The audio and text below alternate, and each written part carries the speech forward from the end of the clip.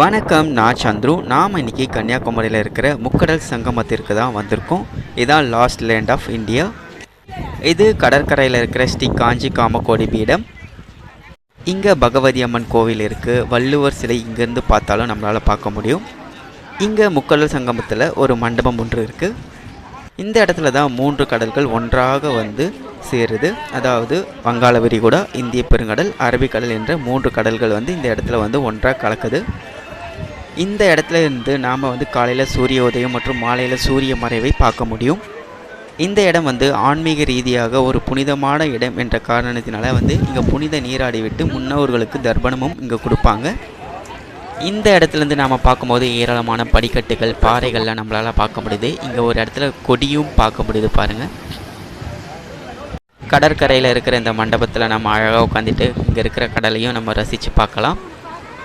அப்படியே கொஞ்சம் நடந்து வந்தோம்னா இந்த இடத்துல வந்து பார்த்தோன்னா படிக்கட்டுகள்லாம் கட்டி கடலில் குளிக்கிறதுக்கு அவ்வளோ அழகாக ஏற்பாடு பண்ணி வச்சுருக்காங்க. முக்கடல் சங்கமத்திற்கு ஆப்போசிட்டில் அப்படியே பார்த்தோன்னா எல்லா இடங்களும் நிறைய கடைகள் இருக்குது. அந்த கடைகளில் நிறைய விளையாட்டு சாமான்கள், பொம்மைகள் அது மாதிரி இருக்குது. அப்படியே கொஞ்சம் நடந்து வந்தோன்னா இந்த இடத்துல ஒரு டவர் இருக்குது. இங்கேருந்து சூரியன் மறைவு வந்து ரொம்ப அழகாக பார்க்கலாம்.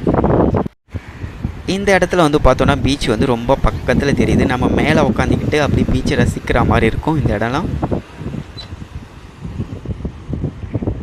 இங்கே ஒரு லைட் ஹவுஸும் இருக்குது. அது மேலே நம்ம ஏரியும் போய் பார்க்கலாம்.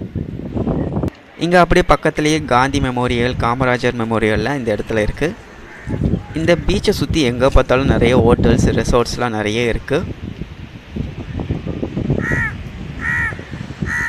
நாம் அடுத்து இங்கே இருக்கிற ஒரு இடமா சுற்றி பார்க்கலாம்.